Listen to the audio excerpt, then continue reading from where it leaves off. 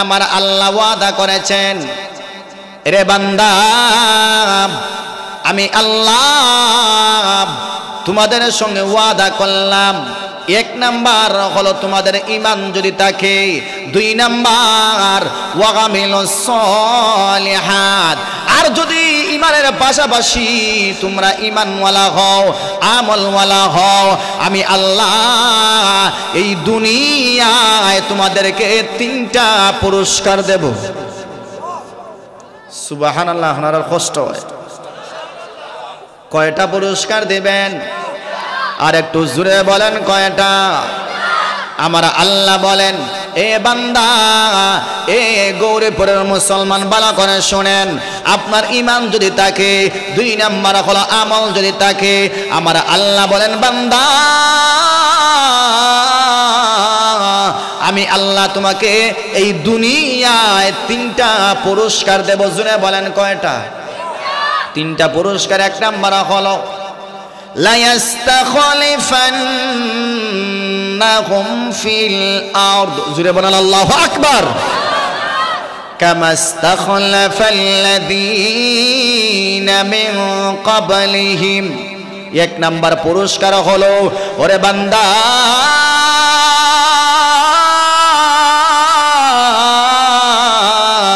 আমি আল্লাহ এই দুনিয়ায় তোমাদেরকে শাসন বার ক্ষমতা দান করব। এই দুনিয়াতে আল্লাহ আমাদেরকে কি দান করবেন? দুনিয়া শাসন করার ক্ষমতা আমার আল্লাহ দান করবেন। সুবহানাল্লাহ নাই? ওয়ালা ইউমাক্কিনান্না লাহুম দীনাহুমুল্লাযী ইরতাদা লাহুম। আল্লাহু আকবার। আমার আল্লাহ বলেন, আরে দুই নাম্বার পুরস্কার হলো, আজকে গোটা দুনিয়ায় ইসলাম ধর্ম একেবারে নির্যাতিত। জুনে বলেন ঠিক না?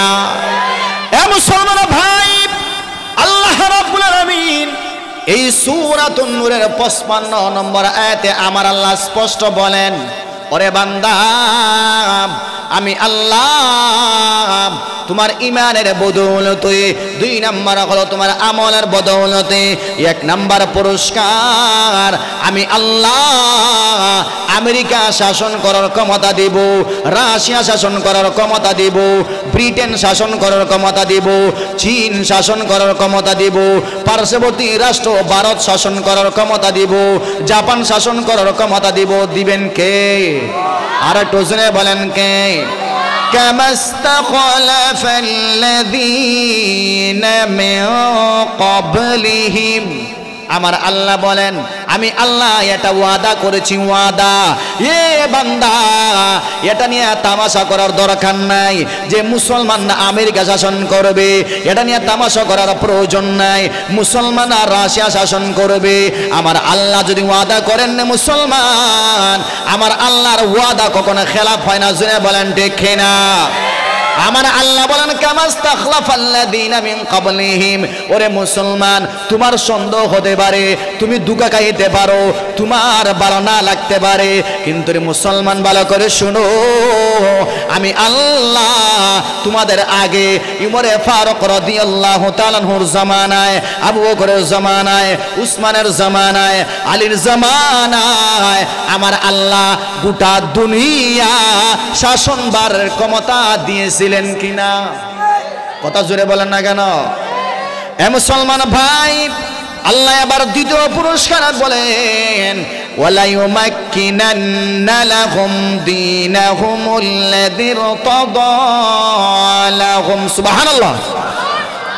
আল্লাহ বলেন, আমি আল্লাহ তোমাদের জন্য যেই দিনটাকে আমি আল্লাহ মনোনীত করেছি, পছন্দ করেছি, এই দিনটাকে আমি আল্লাহ গোটা দুনিয়ায় শক্তিশালী করে দেব। সবাই তো সুবহানাল্লাহ বলেন। সুবহানাল্লাহ জোরে বলেন। আজকে গোটা দুনিয়ায় ইসলাম একেবারে নির্যাতিত। জোরে বলেন ঠিক কিনা? আজকে দেখেন, ইহুদি যদি আক্রান্ত হয় তার সাহায্যের জন্য ইহুদি আগায়া যায়, হিন্দু আক্রান্ত হলে তার সাহায্যের জন্য হিন্দু আগায়া যায়, খ্রিস্টান আক্রান্ত হলে সাহায্যের জন্য খ্রিস্টান আগায়া যায়। কিন্তু আমরা একমাত্র কপাল পোড়া জাতি, মুসলমানকে মারতে মারতে মারতে মারতে শেষ করিয়া দেয়, কিন্তু কোন একটা মুসলমান দেশ মুসলমানের সাহায্যে এগিয়ে আসে না। আর একটু জোরে বলেন ঠিক কিনা? আল্লাহ বলেন ঈমানকে মজবুত বানাও, আমলকে মজবুত বানাও, আমি আল্লাহ ইসলাম ধর্মটাকে গোটা দুনিয়া শক্তিশালী করে দেব। ওয়ালা ইউবাদদিলান্নাহুম মিন বাগদি খাউফিহিম আমনা।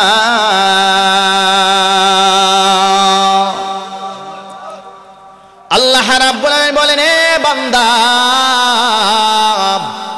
আমি আল্লাহ দুইটা পুরস্কার দিলাম। এক নাম্বার হলো গোটা দুনিয়ার শাসন বাড়ানোর ক্ষমতা, দুই নাম্বার হলো ইসলাম ধর্মটাকে আমি আল্লাহ মজবুত বানায় দেব।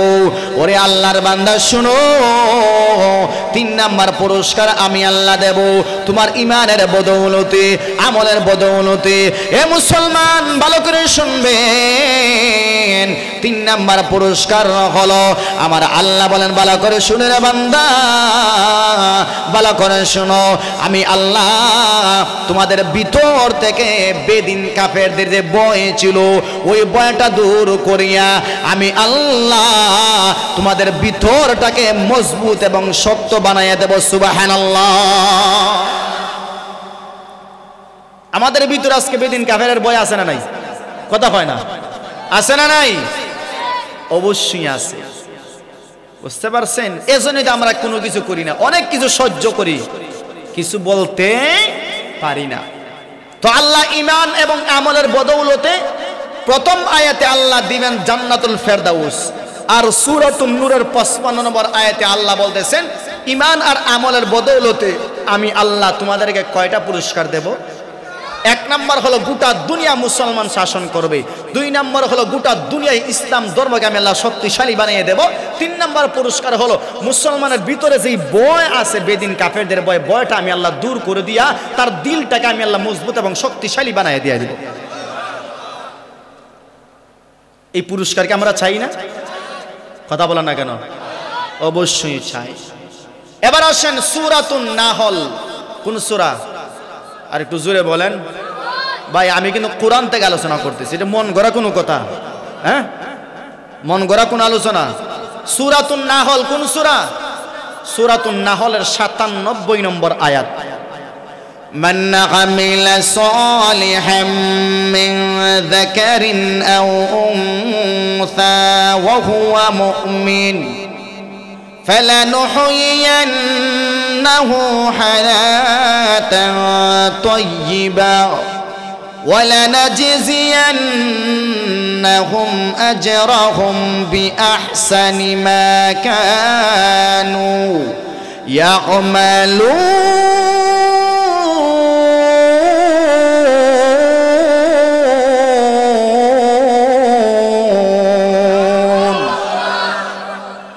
আমার আল্লাহ রাব্বুল আলামিন বলেন, এ বান্দা এবার ভালো করে শুনো, সূরাতুন নাহলের 97 নম্বর আয়াতে আমার আল্লাহ বলেন, নারী হও অথবা পুরুষ হও, সে যদি ঈমানওয়ালা হয় এবং নেক আমল হয়, আমি আল্লাহ ওই নারী এবং পুরুষকে দুইটা পুরস্কার দেব। কয়টা?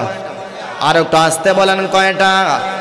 ফালানুহিয়ান্নাহু হায়াতান তাইয়্যিবা। জোরে বলেন আল্লাহু আকবার। এক নাম্বার পুরস্কার হলো, ওরে বান্দা ভালো করে শোনো, আমি আল্লাহ এই দুনিয়ায় তোমাকে আমি আল্লাহ পবিত্র জীবন দান করব। পবিত্র জীবন দান করব, এটা হলো দুনিয়াতে। আর পরকালে আল্লাহ কি দিবেন? ওয়ালানাজিজিয়ান্নাহুম আজরাহুম বিআহসানি মা কানু ইয়ামালুন।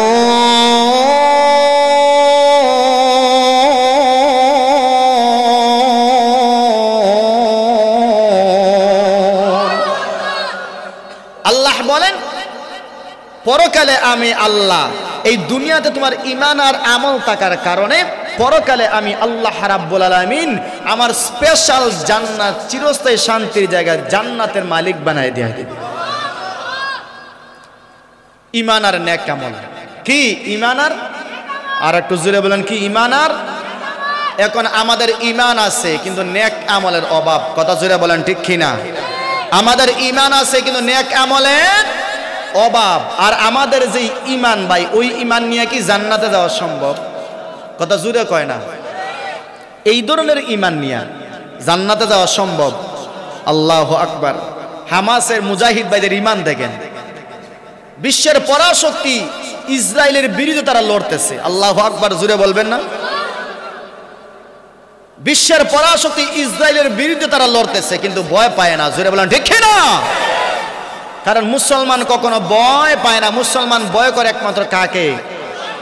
মুসলমান একমাত্র ভয় করে আল্লাহকে। ওই রকম ঈমান থাকা দরকার। এখন ঈমানটা কার মতো হতে হবে? ঈমানটা কার মতো হতে হবে? ঈমান আল্লাহ রাব্বুল আলামিন সূরাতুল বাকারার এক আয়াতে বলতেছেন, وَإِذَا قِيلَ لَهُمْ آمِنُوا كَمَا آمَنَ النَّاسُ।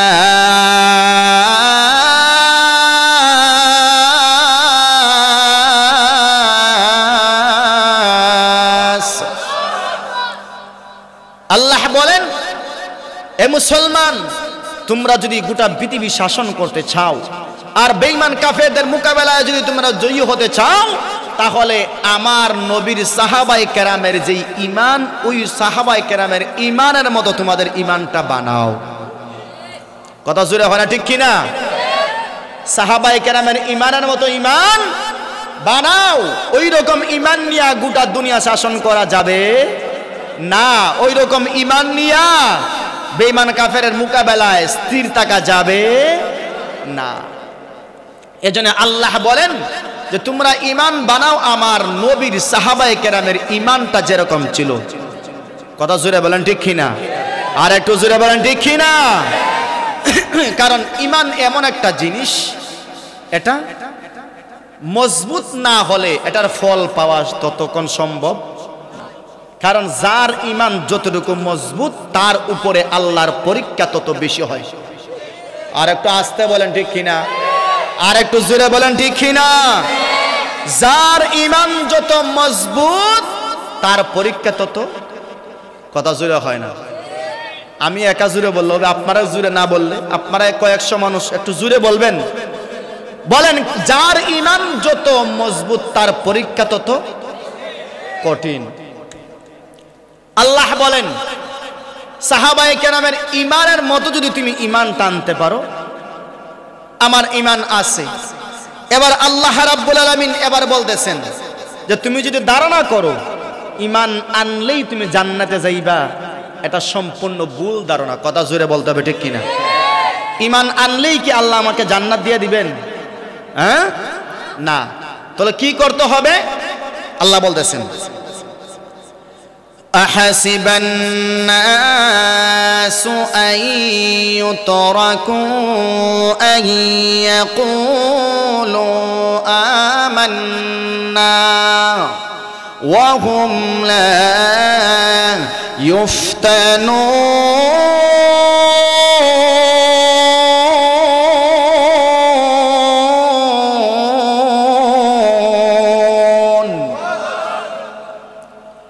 আল্লাহ রাব্বুল আলামিন বলেন, এ বান্দা, তুমি ঈমান আনার পরে তুমি এটা ধারণা করিও না যে আমাকে আমার আল্লাহ জান্নাত দিবেন। না না, তুমি ঈমান আনার পরে তুমি যদি এটা ধারণা করো আমাকে আমার আল্লাহ জান্নাতে দিবেন, না রে বান্দা, না।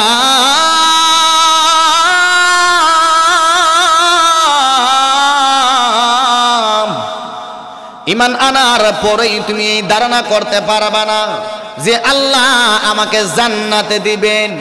আমার আল্লাহ বলেন, আইয়ুতরাকু আইয়াকুলু আমান্না ওয়া হুম লা ইফতানুন।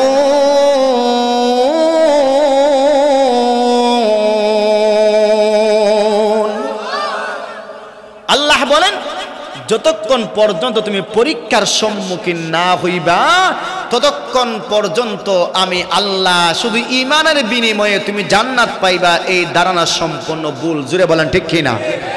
আর একটু আস্তে বলেন ঠিক কিনা? কাজেই ঈমান আনার পরে কি পরীক্ষা আল্লাহ করবেন না? পরীক্ষা হবে তো, অবশ্যই পরীক্ষা হবে। তো পরীক্ষার ধরনটা কিরকম হবে এটাও বলবো, পরীক্ষার সিস্টেমটা কিরকম হবে এটাও বলবো। তবে এটা ধারণা করেন, এটা বুঝে নেন যে আমি মুসলমান, আমি বিশ্বাস করি আল্লাহ এক, লা ইলাহা ইল্লাল্লাহু মুহাম্মাদুর রাসূলুল্লাহ সাল্লাল্লাহু আলাইহি ওয়াসাল্লাম। আমি বিশ্বাস করলাম আল্লাহ এক, তার কোনো শরীক নাই। আমানতু বিল্লাহি ওয়া মালাইকাতিহি ওয়া কুতুবিহি ওয়া রুসুলি ওয়াল ইয়াউমিল আখিরি ওয়াল কদরি খাইরিহি ওয়া শাররিহি মিনাল্লাহি তাআলা ওয়াল বা'সি বা'দাল মাউত। আমি বিশ্বাস করলাম। তুমি এই বিশ্বাস করার পরেই তুমি জান্নাতে যেতে পারবে না যতক্ষণ পর্যন্ত তুমি পরীক্ষার সম্মুখীন না হবে।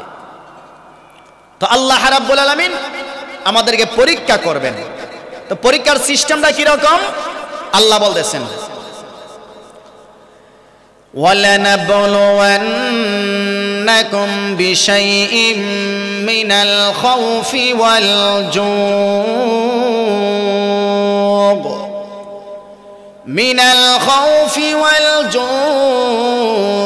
وَنَقْصٍ مِّنَ الْأَمْوَالِ وَالْأَنفُسِ وَالثَّمَرَاتِ وَبَشِّرِ الصَّابِرِينَ।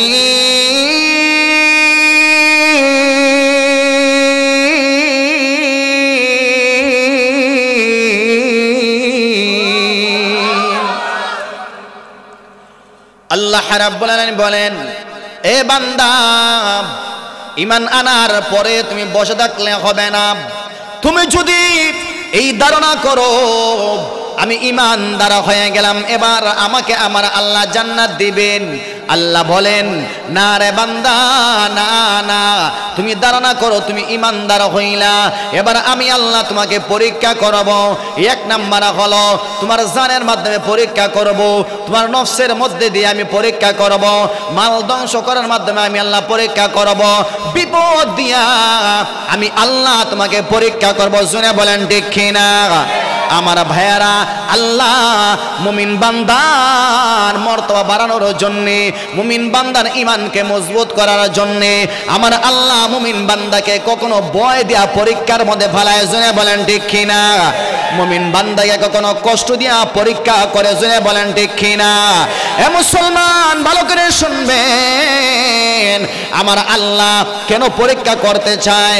আমার আল্লাহ এবার এটাও বলতেছে, আমি আল্লাহ এটা দেখতে চাই ওই দুনিয়ার জমিনে বইয়ের সম্মুখীন হইয়া তুমি সত্যের পথে থাকো নাকি মিথ্যার পথে চলিয়া যাও, সামান্য কষ্টের মধ্যে পড়িয়া সত্যের পক্ষে থাকো নাকি মিথ্যার পথে চলিয়া যাও।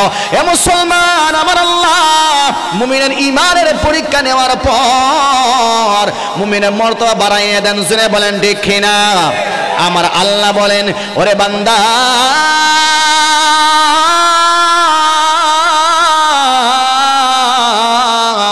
আমি আল্লাহ তোমার ঈমানের পরীক্ষা আমি আল্লাহ নেব। আমি আল্লাহ কয়েকটা ধরনের আমি আল্লাহ নেব। ভয় দেওয়ার দ্বারা, কষ্ট দেওয়ার দ্বারা আমি আল্লাহ দেখতে চাই তুমি হকের পক্ষে থাকো নাকি মিথ্যার পক্ষে থাকো। শুনে বলেন ঠিক কিনা?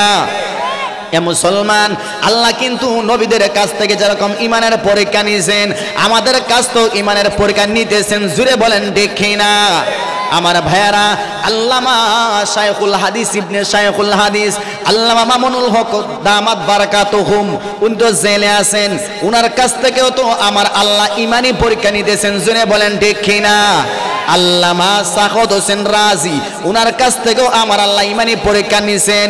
আপনাদের নেত্রকোনার একজন সন্তান রফিকুল ইসলাম মাদানী, তার কাছ থেকেও তো আমার আল্লাহ ঈমানি পরীক্ষা নিছেন। আলী হাসান উসামার কাছ থেকেও তো আমার আল্লাহ পরীক্ষা নিছেন।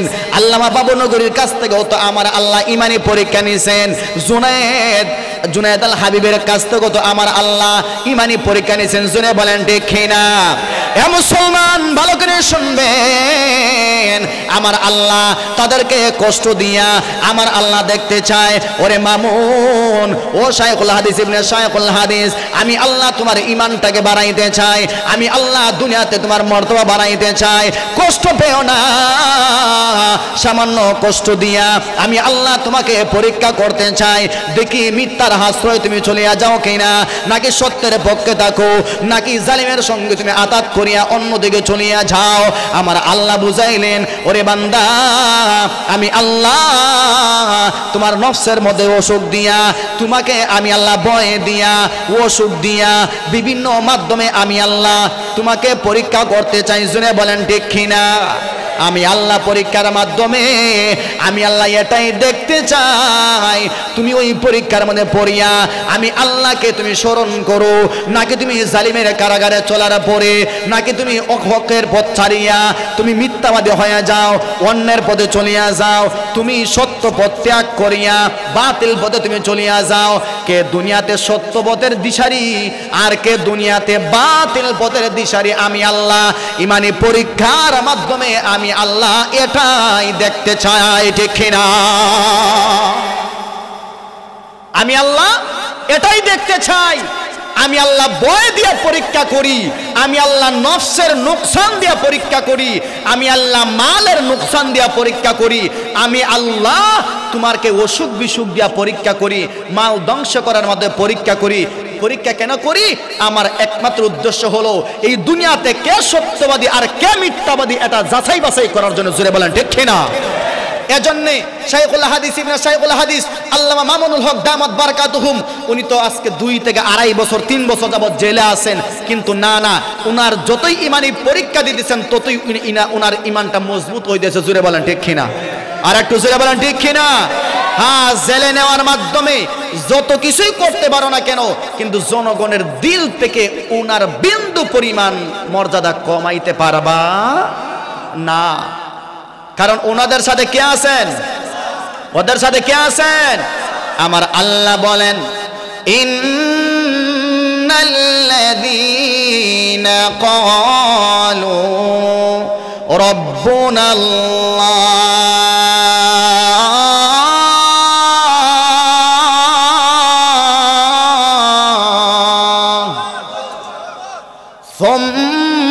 থুম্মা ইসতাকামু تتنزل عليهم الملائكة ألا تخافوا ولا تحزنوا وأبشروا بالجنة التي كنتم توعدون।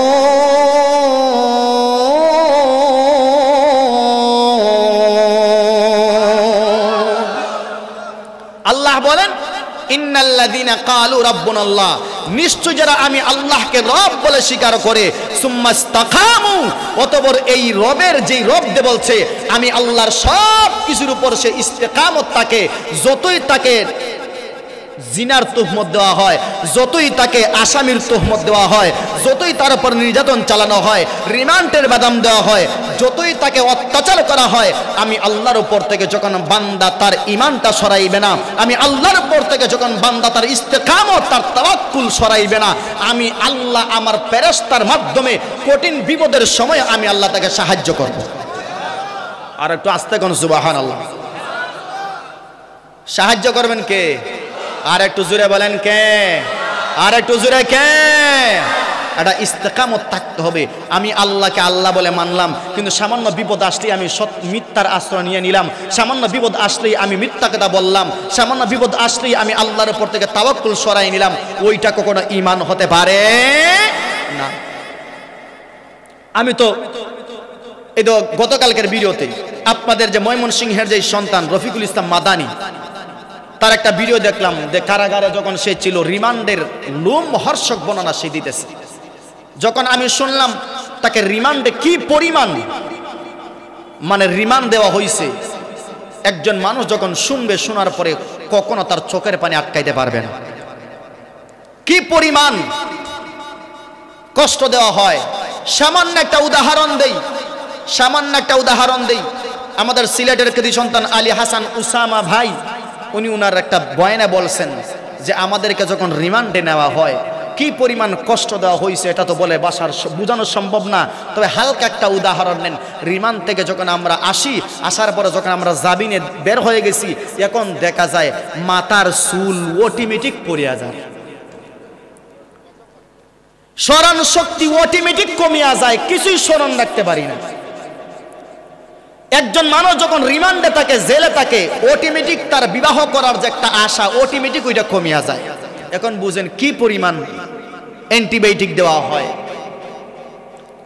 আমাদের শাইখুল হাদিস ইবনে শাইখুল হাদিস আল্লামা মামুনুল হক দামাত বারাকাতুহুম কি রকম মানুষ ছিলেন, আর এখন দেখলে দেখা যায় কি পরিমাণ কি রকম হইছেন। আমরা দোয়া করি আল্লাহ যেন উনাকে আবারও এই ময়দানে আল্লাহ যেন আনিয়া দেন, জোরে বলেন আমিন। আল্লাহ যেন ওনার জামিনের ব্যবস্থা করে দেন, জোরে বলেন আমিন। আল্লাহ যেন দেশের পরিস্থিতিটাকে আল্লাহ যেন শান্ত করে দেন, জোরে বলেন আমিন। তো বলতেছিলাম ভাই, আল্লাহ ইমানের পরীক্ষা নিবেন। কি নিবেন? কথা জোরে বলেন, কি নিবেন? ইমানের পরীক্ষা নিবেন। ওদের কাছ থেকে আল্লাহ ইমানের পরীক্ষাই নিতেছেন। পরীক্ষা নেওয়ার পরে তাদের সম্মান দুনিয়াতে কমতেছে নাকি আরো বাড়তেছে? জোরে বলেন না, বাড়তেছে না কমতেছে? অবশ্যই বাড়তেছে, অবশ্যই বাড়বে। কারণ তাদের তাওয়াক্কুল, ইমানে বিশ্বাস কার উপরে? কথা জোরে বলেন, কার উপরে? আল্লাহর উপরে। আর আমাদের বিশ্বাস হালকা একটা বাদাম পড়লেই না, আমি তা হইছি না, আমি তো এই রাস্তাতেই নাই, আমি তো এরকম ছিলাম না, সব অফ করে বলে দেয়। কিন্তু আল্লাহর বান্দারা যেটা বলছি সেটাই। ইমান কার উপরে আছে? কথা জোরে, ইমান কার উপরে? আল্লাহর উপরে আছে। এজন্যে আমার সম্পদ ধ্বংস হবে, আমার সন্তান মারা যাবে, আমার বিবি মারা যাবে, আমার বাবা মারা যাবে, আমার রোগ হবে, আমার সব ধ্বংস হয়ে যাবে। একজন খাঁটি ইমানদার যদি সে হয়, কখনো সে আল্লাহর উপর থেকে তার তাওয়াক্কুল সরাইতে পারে না। সে বিশ্বাস করবে সব কিছু হয়েছে একমাত্র আমার আল্লাহর অর্ডারে। জুড়ে বলেন ঠিক কিনা? মুমিন বান্দা সব সময় ভরসা করবে কার উপরে? কথা বলেন, কার উপরে? আল্লাহর উপরে। ইমানি পরীক্ষা। এবার আসেন দ্বিতীয় পার্টে আমরা চলে যাই। ইমানি পরীক্ষা কি রকম হবে? হালকা একটা উদাহরণ দিলাম আমাদের উলামায়ে কেরামদেরকে নিয়ে। এবার আসেন সাহাবায়ে কেরামের ইমানের মতো ইমানটা বানাও। এটা কে বলছেন? একটু জোরে বলেন, কে বলছেন? আল্লাহ বলেন, وَإِذَا قِيلَ لَهُمْ آمِنُوا كَمَا آمَنَ النَّاسُ।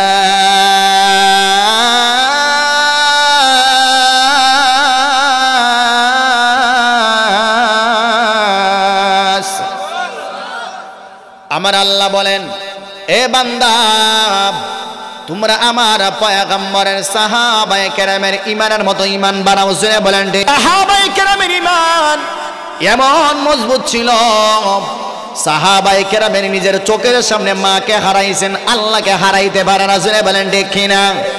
নিজের সন্তান হারাইছেন, নিজের স্ত্রী হারাইছেন, নিজের সম্পদগুলো হারাইছেন, তারপরেও একটা সেকেন্ডের জন্য আমার আল্লাহর উপর থেকে সাহাবায়ে কেরাম তাদের ইমানটা সরায় নাই। জোরে বলেন ঠিক কিনা? এ মুসলমান ভাই, বিশ্বনবীর সাহাবী আব্দুল্লাহ ইবনে হুযায়ফা রাদিয়াল্লাহু তাআলা আনহু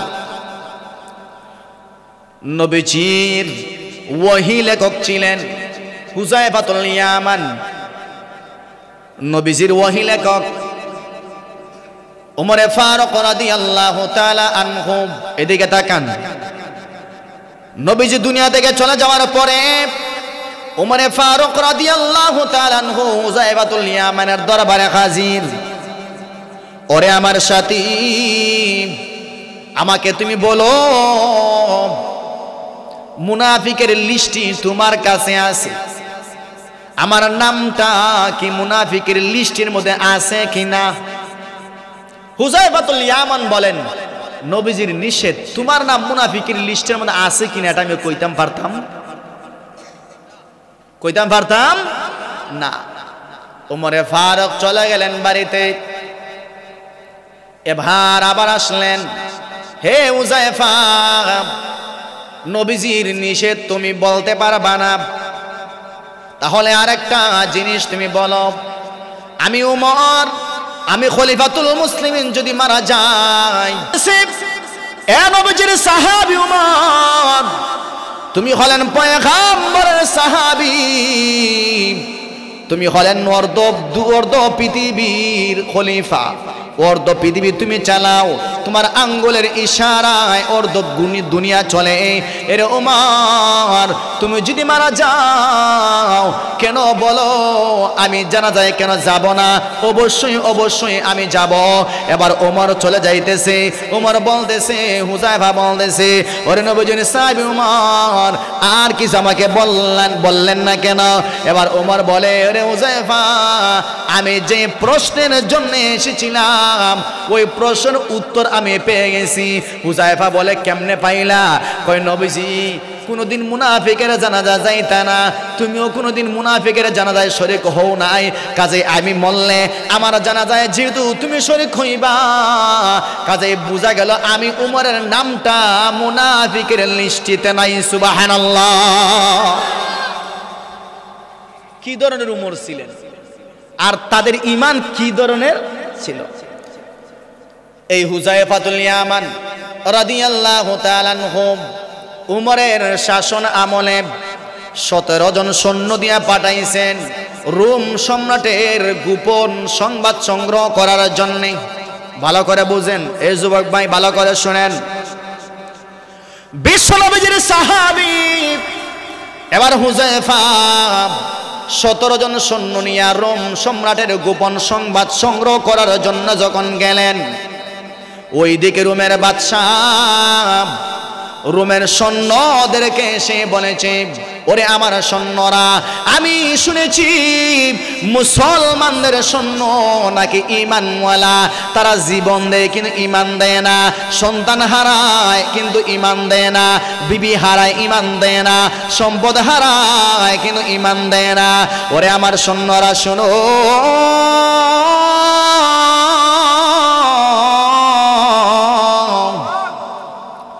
আমি মুসলমানদের ওই সৈন্যদের ঈমানি পরীক্ষা আমি নিতে চাই।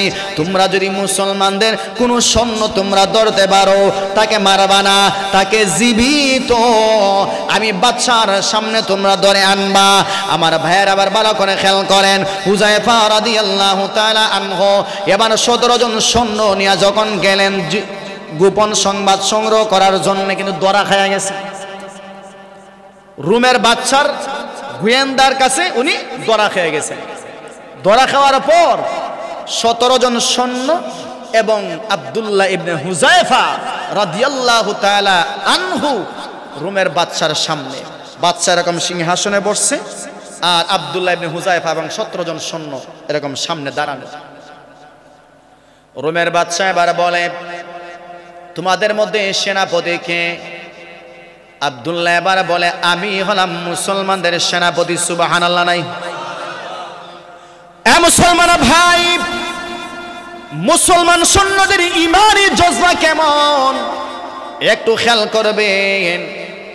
আব্দুল্লাহ বলতেছে, মুসলমানদের সেনাপতি হলাম আমি আব্দুল্লাহ। এবার রোমের বাদশা বলে, এ আব্দুল্লাহ, আমাকে কি তুমি চিনো? কয়, হ্যাঁ আমি চিনি, তুমি হলে রোমের বাদশাহ। এ আব্দুল্লাহ, ভালো করে শোনো, আমি কি করতে পারি? আমার ওই করার কি অভিজ্ঞতা তোমার কাছে আছে কিনা? কয়, হ্যাঁ আছে। কয়, আমি কি করতে পারি? আব্দুল্লাহ এবার বলে, এ রোমের বাদশাহ, তোমার হাতে ক্ষমতা 2টা। জোরে বলেন কয়টা? আর একটু জোরে বলেন কয়টা? এ রোমের বাদশাহ, ভালো করে শোনো, তোমার হাতে ক্ষমতা হলো 2টা। 1 নাম্বার, হয়তো আমাদেরকে তুমি মারতে পারো, আর না হয় আমাদেরকে তুমি ছাড়তে পারো। ক্ষমতা কয়টা? এবার রোমের বাদশা বলে, এ আব্দুল্লাহ, আমার সামনে তুমি আসো, আমার সামনে আসো, আমি তোমাকে কয়েকটা প্রশ্ন করতে চাই, কয়েকটা প্রশ্ন করব। ওরে আব্দুল্লাহ,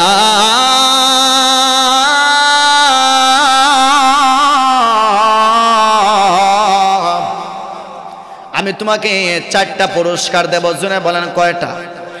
4টা অপশন তোমাকে দেব। 1 নাম্বার হলো তুমি যদি তোমার ইমানটা সরাইয়া আমার ধর্মে দীক্ষিত হও, মুসলমান থেকে যদি তুমি খ্রিস্টান হয়ে যাও, আমি রোম সম্রাটের যত সম্পত্তি আছে আমার সমস্ত সম্পত্তিকে 2 ভাগ করিয়া অর্ধেক তোমার নামে লিখিয়া দেব। নাউজুবিল্লাহ। আব্দুল্লাহ বলতেছে, ওরে রোমের বাদশা, এবার 2 নম্বর অপশন কি?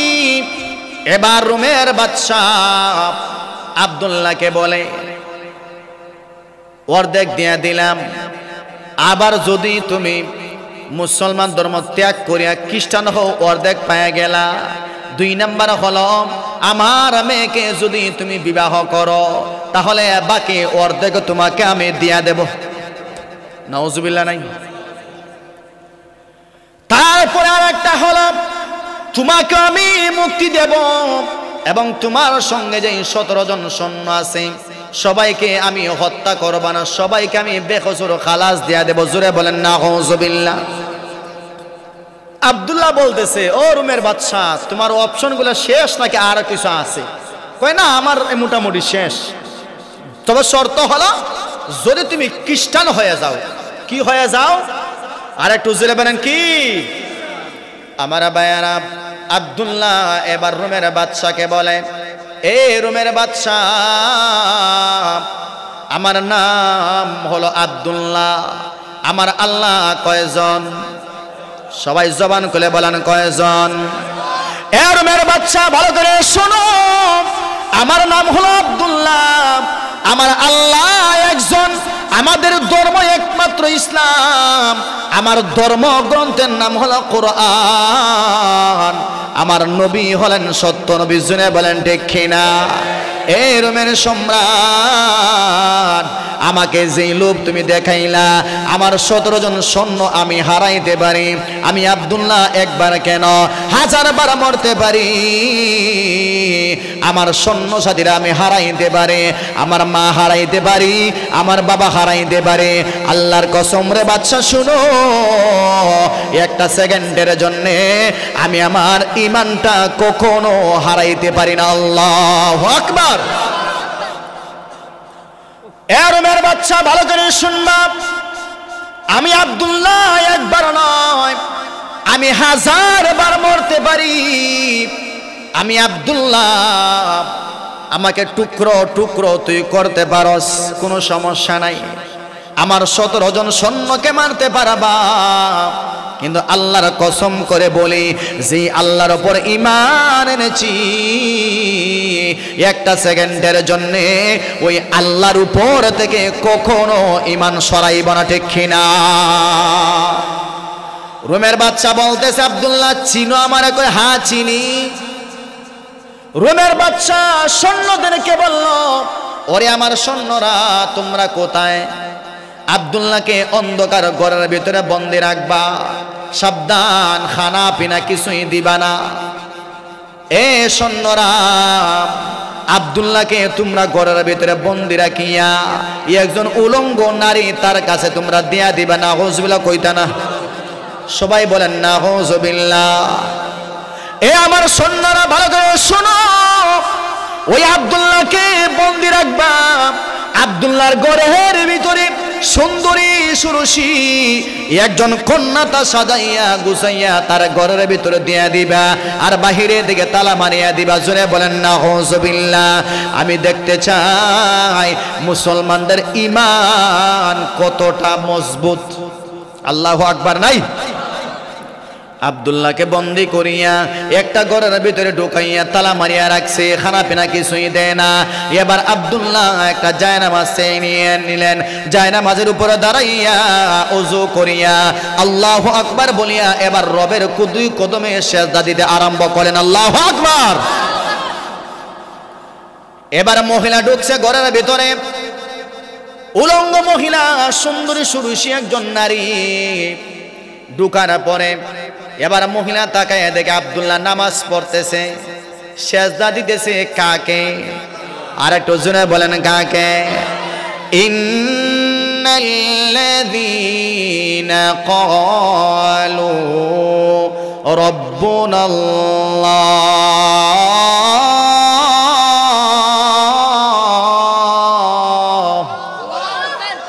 সুম্মা ইসতাকামু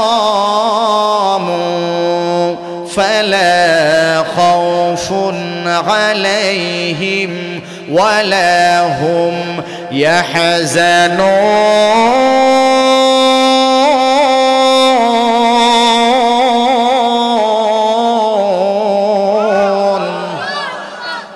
আল্লাহ বলেন যে আমাকে আল্লাহ বলে মানলো, অতঃপর ইস্তেকামত থাকলো, কঠিন বিপদের সময় আমি আল্লাহ তাকে সাহায্য করব। জোরে বলেন কার কথা? আর একটু জোরে বলেন কার কথা? এ মুসলমান ভাই, বিশ্ব নবীজির সাহাবী আব্দুল্লাহ এবার নামাজ পড়তেছে, মহিলা ঘরের ভিতরে ঢুকছে, কিন্তু না না, আব্দুল্লাহ বারবার নামাজ পড়ে অন্ধকার ঘরের ভিতরে সামান্য আলো, মিট আলো আছে। এবার মহিলা আব্দুল্লাহর কানের কাছে গিয়া এবার হাতের চুরি এরকম আওয়াজ দিয়ে বোঝায়, ওরে আব্দুল্লাহ, নামাজ তাড়াতাড়ি শেষ করো, আমি তোমার কাছে এসেছি, তোমার সঙ্গে আমার কথা আছে, তোমার সঙ্গে আমার দেখা আছে, তোমার সঙ্গে আমার আলাপ আছে। জোরে বলেন নাউযুবিল্লাহ। কিন্তু নবীজির সাহাবী আব্দুল্লাহ নামাজ শেষ করতেছি, কিন্তু না না, নামাজ শেষ করিয়া আবার ডানে সালাম ফিরাইয়া বামে সালাম ফিরাইয়া আবার আল্লাহু আকবার বলিয়া আবার নামাজ দাঁড়াইয়া যায়। 1-2 দিন নয়, 21 দিন এরকম চলতেছে। আব্দুল্লাহকে কোনো খানা দেয় না, আব্দুল্লাহকে খানা দেয় না। ডাক্তার একজন রাখছে, ডাক্তারকে বাদশা বলে দিছে, এ ডাক্তার, আব্দুল্লাহকে খানা দিতে পারবা না, তার সব সময় রোগ পরীক্ষা নির্ণয় করবা, তার স্বাস্থ্য